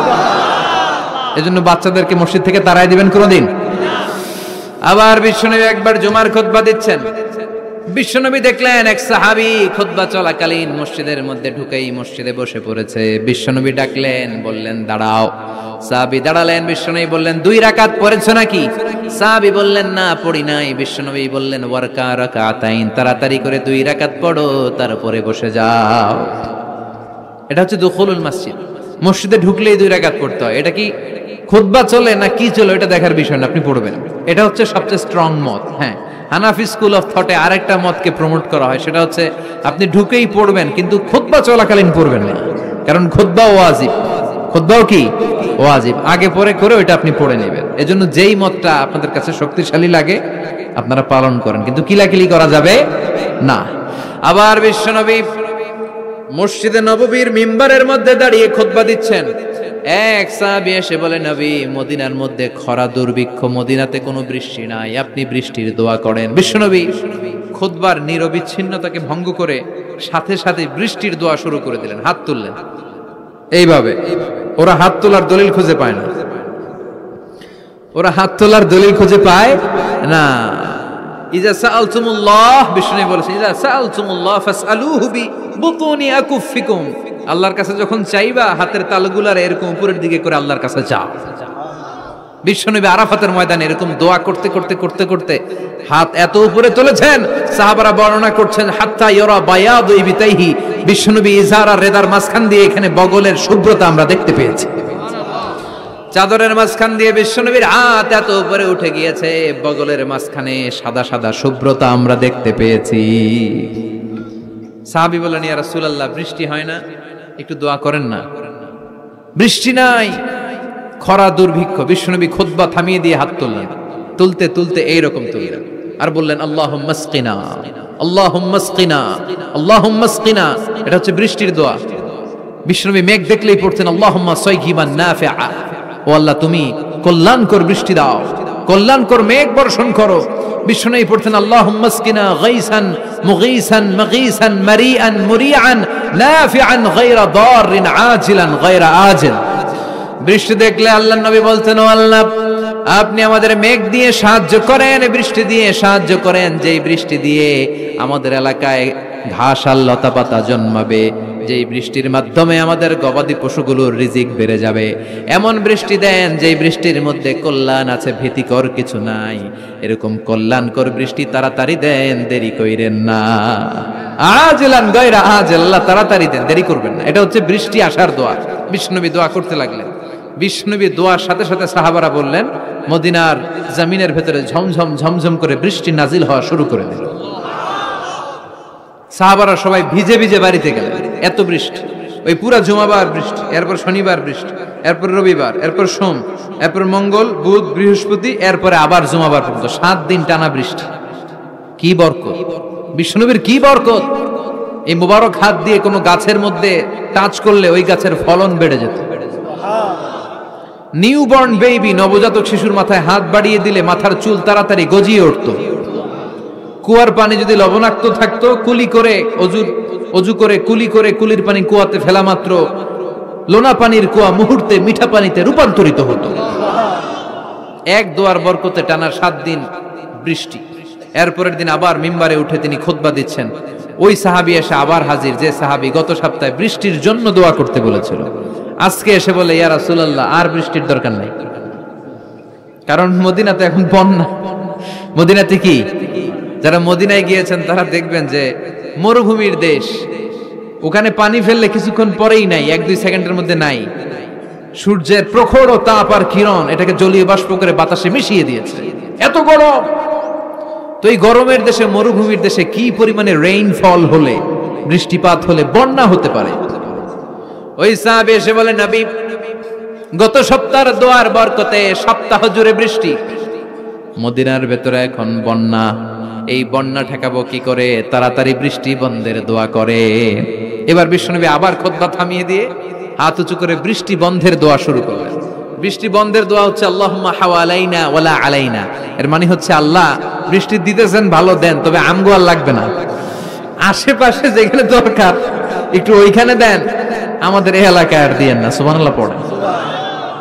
বিশ্বনবী হাত তুলে দোয়া করলেন, আল্লাহুম্মা হাওয়ালাইনা ওয়ালা আলাইনা, আল্লাহ আমাদের চারিপাশে দেন, মদিনায় দিয়েন না। সাহাবারা বলেন, বিশ্বনবীর দোয়া শেষ, নামাজ শেষে মসজিদ থেকে বের হয়ে দেখলাম ওই যে বাহরাইনের দিকে মেঘ আর বৃষ্টি দেখা যায়, ওই যে ইয়ামানের দিকে বৃষ্টি দেখা যায়, দূরে দূরে মেঘ আর বৃষ্টি দেখা যায়। মদিনার চারদিকে এরকম গোল একটা চাকতির মতো হয়েছে, চাকতির চারপাশে মেঘ, আর মদিনার মাঝখান দিয়ে আমরা জলজলে সূর্যটারে দেখতে পেলাম। বিশ্বনবী মিম্বারে দাঁড়িয়ে দাঁড়িয়ে গোটা সমাজটারে সংশোধন করে দিয়েছেন। সুবহানাল্লাহ পড়েন। বিশ্বনবী প্রায়শই জুমার খুতবার মধ্যে সূরা কফ তেলাওয়াত করতেন। কোন সূরা? অনেক সাহাবারা বলেছে, আমরা সূরা কফ এই কোরআনের নুসখা স্ক্রিপচার খুলে দেখে দেখে মুখস্থ করি নাই। বিশ্বনবীর কণ্ঠে জুমার খুতবার সময় ওনার সূরা কফ তেলাওয়াত শুনে শুনে আমাদের সূরা কফ মুখস্থ হয়েছে। এজন্য জুমার খুতবা যারা দেয় তাদের দায়িত্ব কম না বেশি? খতিব ভাইরা যারা আছেন তারা আপনাদের দায়িত্বগুলো ভালো মতো পালন করেন। সমাজটারে জান্নাতি সমাজ করে দিবে কে? এই জুমার প্রস্তুতির কিছু বিষয় আছে। আমি কোরআন সুন্নাহ ঘেটে মোট 15টা সুনান পেয়েছি জুমার। সুনানুল জুমা 15টা। কয়টা শুনবেন? অনেক রাত হয়ে গেছে। আল্লাহু আকবার। 11:45 বাজে আমার ঘড়িতে। শেষ করে দিব? আর কয়েক মিনিট শোনা যাবে? তাহলে শুনেন, এই জুমার দিনে আমাদের করণীয় কি, আমাদের সুন্নাহগুলো কি। এই জুমার দিনে কিছু সুন্নাহ আছে, এই সুন্নাহগুলো যদি পালন করি তাহলে জুমার সর্বোচ্চ বারাকা, মার্সি এন্ড ব্লেসিংস, রহমত এগুলো হাসিল করা যাবে, ঠিক কি না? জুমার দিনের 1 নাম্বার সুন্নাহ হচ্ছে ওই জুমার দিনের সকালের ফজরের সালাতটা জামাতে পড়া। সবাইকে খাইছে রে, এটা আবার কোন ওয়াজ শুরু করছে? এতক্ষণ তো ভালো লাইনে আছিল, এখন আবার কোন লাইন ধরলো? আফদালুস সালাহ ইনদাল্লাহি সালাতুস সুবহি ইয়াউমাল জুমআতি ফি জামা। আল্লাহর কাছে সবচেয়ে প্রিয় নামাজ জুমার দিনের ফজরের নামাজটা জামাতের সাথে আদায় করা। সুবহানাল্লাহ পড়েন। মুনাফিকের কাছে 2 ওয়াক্ত সালাত সবচেয়ে কঠিন, একটা ফজরের সালাত আর একটা এশার সালাত। এক স্কলারকে জিজ্ঞেস করা হলো সকালের বাতাসটা এত সুন্দর, নির্মল আর সুস্নিগ্ধ কেন? ওই স্কলার উত্তর দিয়েছিল এর কারণ সকালবেলা ফজরের সময় মুনাফিকগুলো কাঁথার নিচে সব লুকিয়ে থাকে আর নাক ডেকে ঘুমায়, তাই মুনাফিকদের নাকের বাতাসের দুর্গন্ধ বাতাসে মেশে না, তাই বাতাসটা এত সুস্নিগ্ধ আর নির্মল। এজন্য সকালবেলা হচ্ছে আল্লাহওয়ালাদের আনাগোনা, আল্লাহর ওয়ালিদের আনাগোনা। মুনাফিকরা ওই টাইমে বেরোতে পারে না, ওরা থাকে কম্বলের নিচে, আছে না নাই? এজন্য জুমার দিনের প্রথম সুন্নাহ হচ্ছে ওই দিনের ফজর নামাজটা জামাতের সাথে পড়া যাবে, একটু চেষ্টা করা যাবে না? আচ্ছা, 2 নাম্বার জুমার দিনের সুন্নাত হচ্ছে সিওয়াক, মেসওয়াক করা। আসেনি আপনাদের? মাতহারাতুন লিল ফাম মারদাতুন লিররাব। বিষ্ণু ইসলাম বললেন এটা দিয়ে জিহ্বা পরিষ্কার হয়, দাঁত পরিষ্কার হয় আর আল্লাহর সন্তুষ্টি অর্জিত হয়। বিশ্বনবী জাইতুনের ডাল দিয়ে মেসওয়াক করতেন আর বলতেন নি'মা সিওয়াকি আয-যাইতুন ফাইন্নাহা সিওয়াকি ওয়া সিওয়াকুল আমবিয়া মিন ক্বাবলি। জাইতুনের ডাল কত সুন্দর মেসওয়াক হয়, কারণ এই ডাল দিয়ে আমিও যেমনি মেসওয়াক করি, আমার আগে লক্ষাধিক নবী এই জাইতুনের ডাল ভেঙে মেসওয়াক করেছেন। আবার বিশ্বনবী ইন্তেকালের আগে মেসওয়াক দিয়ে দাঁত পরিষ্কার করেছেন।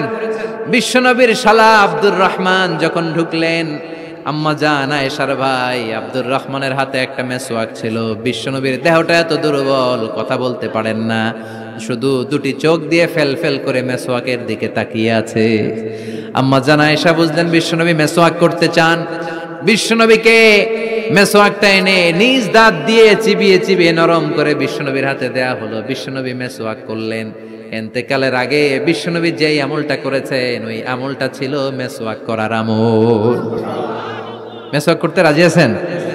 প্রতি সালাতের আগে আমরা মেসওয়াক করব ইনশাআল্লাহ, পড়েন। 3 নাম্বার সুন্নাহ হচ্ছে আল গোসল। জুমার দিনে গোসল করা সুন্নাহ, আমরা গোসল করি না সবাই? আচ্ছা, 4 নাম্বার সুন্নাহ হচ্ছে আদ-দুহুন, তেল ইউজ করা। বিশ্বনবী বলেছেন তেল খাও, তেল দাও, তেল মালিশ করো, তেলের ভিতরে আল্লাহ বরকত ঢুকায় দিয়েছে। ওয়াদ-দাহিনু ফাইন্নাহা ওয়াদ-দাহিনু ওয়াজ-যাইত ফাইন্নাহা মিন শাজারাতিন মুবারাকা। বিশ্বনবী বলতেন বেশি বেশি জাইতুনের তেল মালিশ করো, কেননা জাইতুনের তেল বরকতময় একটা গাছ থেকে উৎপন্ন হয়। বরকতময় গাছ জাইতুনের তেলটা অনেক বরকতময়। বিশ্বনবী দাড়িতে দিতেন, চুলে দিতেন। এই জাইতুনের তেল দাড়ি চুলে দিলে সহজে পাকা ধরবে না, দেরি করে পাকবে। দেহের মধ্যে যদি মেসেজ করেন দেহের বয়সের ভারত্ব, কুচকে যাওয়ার, চামড়া কুচকে যাওয়ার যে রোগ, এটা কমে যাবে, দেহটা ক্লিন থাকবে, স্মুথ থাকবে। সুবহানাল্লাহ পড়েন। এজন্য তেল মালিশ করা এটা সুন্নাহ। 4 নম্বরে হচ্ছে আতিব। তিব মানে সুগন্ধি, তিব মানে কি? পারফিউম। বিষ্ণু ঈসা ইসলামের কাছে কিছু জিনিস হাদিয়া হিসেবে পেশ করা হলে তিনি ফিরিয়ে দিতেন না। এর মধ্যে একটা হচ্ছে আতিব। একটা কি? সুগন্ধি। কেউ হাদিয়া দিলে বলতেন না লাগবে না, বলতেন না লাগবে না, নিতেন। দুধ দিলে কখনো বলতেন না লাগবে না, বালিশ দিলে কখনো বলতেন না যে লাগবে না, তেমনি সুগন্ধি দিলেও বলতেন না লাগবে না, মধু দিলেও বলতেন না যে লাগবে না। সুবহানাল্লাহ। এগুলো দিলেই নিতেন, ব্যবহার করতেন আর খাইতে পছন্দ করতেন। সুবহানাল্লাহ পড়েন। এই যে আমরা বালিশ দিই, সেটা কিন্তু বিশ্বনবীর সুন্নাহ। আল্লাহ রাসূল সাল্লাল্লাহু আলাইহি ওয়াসাল্লাম বালিশে ট্যাগ দিয়ে বসতে পছন্দ করতেন। আলহামদুলিল্লাহ পড়েন। তার মানে সুগন্ধি ব্যবহার করা সুন্নাহ। আবার বিশ্বনবী বলতেন আরবাউন মিন সুনানিল মুরসালিন, 4টা আছে সব নবীদের সুন্নাত। এর মধ্যে একটা হলো আল হায়া, লজ্জাশীলতা, লাজুকতা। সব নবীরা লাজুক ছিলেন। 2 নম্বরে আতিব, সুগন্ধি ব্যবহার করা। 3 নম্বরে সেওয়াক, মেসওয়াক ব্যবহার করা। 4 নম্বরে নিকাহ, বিয়ে করা। সুবহানাল্লাহ পড়েন। এই 4টা সুন্নাহ সব নবীদের সুন্নাহ, এজন্য পারফিউম ইউজ করবেন। এরপরে জুমার আরেকটা সুন্নাত হচ্ছে আল লিবাস আহসানুস সিয়াব, সবচেয়ে সুন্দর জামাটা পরা। কারণ আল্লাহ নিজে সুন্দর। ইন্নাল্লাহা জামিল ওয়া ইউহিব্বুল জামাল। আল্লাহ নিজে সুন্দর, তাই সব সৌন্দর্যকে আল্লাহ পছন্দ করেন, ঠিক কিনা? এই মহাবিশ্বের সবচেয়ে সুন্দর কে? দুনিয়া সুন্দর, মানুষ সুন্দর, আসমান সুন্দর, জমিন সুন্দর, সুন্দরে সুন্দরে পাল্লা, জানি না কত সুন্দর তুমি আল্লাহ, জানি না কত সুন্দর তুমি আল্লাহ। সুবহানাল্লাহ পড়েন।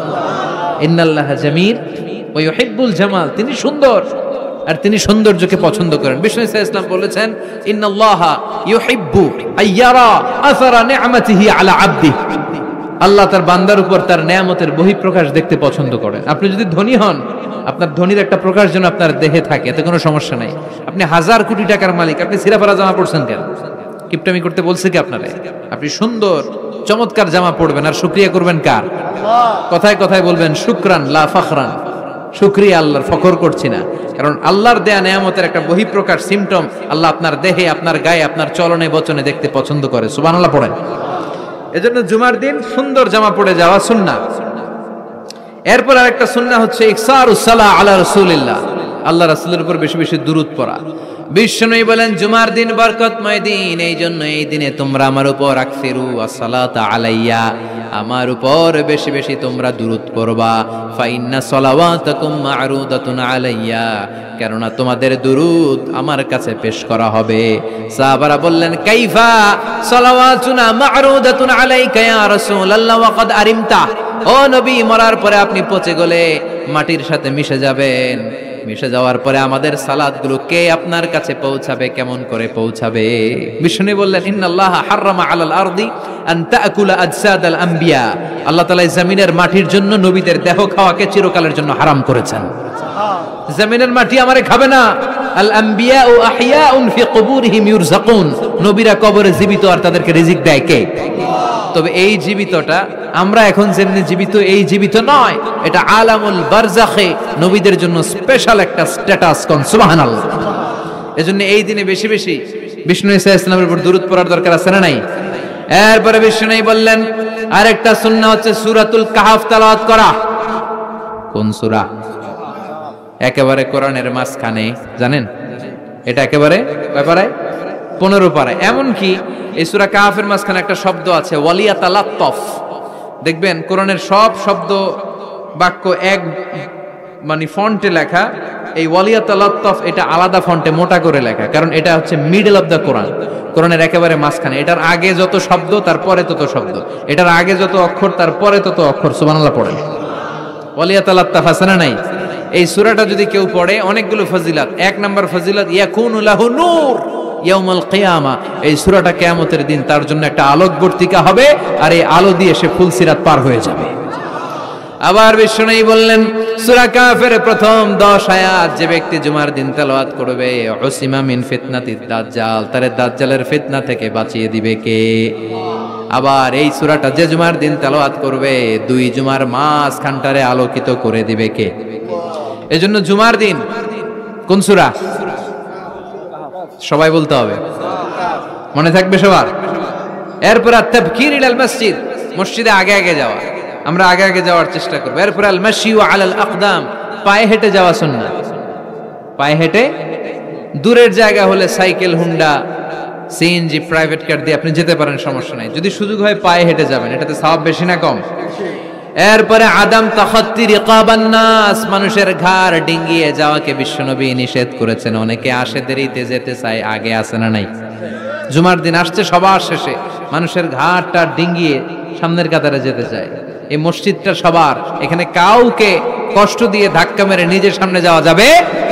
There is no difference between black and white, upper and lower, between the richer section of the society and poorer section of the society, between the prime minister, between the president and rickshaw puller, labor and factory worker. Everyone is completely equal, totally equal, 100% equal in the eyes of Islam. চিল্লায় কোন ঠিক কিনা? ইসলাম বলে সাদা কালোয় পার্থক্য নাই, ধনী গরিবে পার্থক্য নাই, প্রধানমন্ত্রী, প্রেসিডেন্ট, কুলিওয়ালা, ঠেলাওয়ালা, দিন মজুর, ফ্যাক্টরি ওয়ার্কারের মধ্যে পার্থক্য নাই, পার্থক্য এক জায়গায়, ইন্না আকরামাকুম ইনদাল্লাহি আতকাকুম, যার হৃদয়ের মধ্যে আল্লাহর ভয় বেশি সেই কিয়ামতের দিন হবে সেরা। ঠিক কি না? এজন্য মসজিদে সবার জন্য জায়গা সমান। আপনি কাউকে ডিঙ্গিয়ে ধাক্কা মেরে সামনে যেতে চাইবেন না। বিশ্বনবী জুমার খুতবা দিচ্ছেন, শুনতেছেন? জুমার খুতবা দিচ্ছেন, তিনি দেখলেন পেছন থেকে একজন সব সাহাবীদেরকে ঘাট ডিঙ্গিয়ে আসতেছেন। বিশ্বনবী বলেন, এজলিস, বসো মিয়া, ফাকাদ আদাইতা ওয়া আনাইত, আসছো দেরি করে আবার সবার কষ্ট দিচ্ছ, আসছো দেরি করে আর কষ্ট দিচ্ছ সবাইকে। এজলিস, যেখানেই জায়গা পেয়েছো ওখানেই বসে যাও। এজন্য গ্যাপ পেলে যেয়ে বসবেন, কিন্তু ধাক্কা ধাক্কি করে জায়গা নাই, অন্যজনের কষ্ট দেওয়া যাবে। এরপরে দুখুলুল মসজিদে রাকাতাইন, মসজিদে যখন প্রথমে ঢুকবেন তখনই 2 রাকাত পড়বেন। কয় রাকাত? ক্বাবলাল জুমা বাদাল জুমা নিয়ে অনেকে প্রশ্ন করে, খেয়াল রাখবেন ক্বাবলাল জুমা সহিহ সুন্নাহর আলোকে এটা অনির্ধারিত, এটা সুনির্ধারিত নয়। মা কুদ্দির এলাকা, আপনার যতটুকু সম্ভব হয় 2-2 করে। আপনি মসজিদে গিয়েছেন, এখনো খুতবা শুরু হয় নাই, 2 রাকাত পড়লেন। দেখেন খতিব আসে নাই, তো আরো 2 রাকাত পড়েন। খতিব হুজুর এখনো আসে নাই, তো আরো 2 রাকাত পড়েন। 2, 4, 6, 8 যত মনে চায় পড়েন, এটা অনির্ধারিত, 2-2 করে ইচ্ছা মতো পড়বেন। আর বাদাল জুমা হচ্ছে 4 রাকাত পড়া সুন্নাহ। কয় রাকাত? যদি মসজিদে পড়েন, আর বাড়িতে যেয়ে পড়লে 2 রাকাত। বিশ্বনবী বাদাল জুমা যতবার মসজিদে নববীতে পড়েছেন 4 রাকাত, ঘরে পড়লে 2 রাকাত। সুবহানাল্লাহ পড়েন। ক্বাবলাল জুমা বাদাল জুমা ক্লিয়ার। এরপরে বিশ্বনবী বললেন, আল ইনসাত ওয়া হুসনুল ইস্তিমা, যখন জুমার খুতবা চলবে কোনো কথা বলা যাবে না, কান 2টা খরগোশের মতো খাড়া করে খুতবা শোনার দরকার আছে। রাডাই ইযা কুলতা, বুখারীর হাদিস, ইযা কুলতা লি সাহিবিকা ইয়াউমাল জুমআতি আনসিত ফাকাদ লাগাউতা, তুমি জুমার দিন খুতবা চলাকালীন সময়ে 2 জন কথা বলতেছে, তুমি যদি ওদেরকেও থামতে বলে, এই থামো, এটাও তুমি ভুল কাজ করছো, তুমি থামতে বলছো কেন? এই থামো বলে তুমি আরেকটা কথা বাড়াইছো, ঠিক কি না? এই থামো এটাও বলার দরকার নেই, ফাকাদ লাগাউতা, তুমি অনর্থক কাজ করেছো। এজন্য জুমার দিন খুতবা চলাকালীন pin drop silence, no talk, কোনো কথা বলা যাবে। এরপর তাহাউল মান গালাবা আলাইহি আন-নুআস মিন মাকানি, জুমার খুতবা শুনতে শুনতে যদি ঘুম আসে, জায়গা চেঞ্জ করে ওযু করে মুখে পানির ঝাপটা দিয়ে অন্য জায়গায় বসা সুন্নাত। সুবহানাল্লাহ কইবেন না? কি সুন্দর ইসলাম। মাঝে মাঝে জুমার খুতবা শুনতে গেলে ঘুম আসে না? নাই। জুমার দিন ঘুমাই নাই এমন কোন আল্লাহর ওলি আছে নাকি এই জায়গায়? আমি কত ঘুমাইছি ছোটবেলা, মসজিদে ঢুকলেই খালি ঘুম আসছে, রহমতের ঠেলায় খালি ঘুম। আছে না নাই? রহমতের বাড়ি ধারা ঝিরি ঝিরি যখন বর্ষিত হয় তখন আমাদের ঘুম চলে আসে। বিষ্ণু বলেছেন, যার ঘুম চলে আসে সে যেন জায়গাটা চেঞ্জ করে অন্য জায়গায় বসে, কিংবা মুখে পানির ঝাপটা দিয়ে আসে, কিংবা আবার যেন ওযু করে নাশাতা তার প্রাণবন্ত একটা হৃদয় নিয়ে খুতবা শোনা শুরু করে দেয়। সুবহানাল্লাহ পড়েন।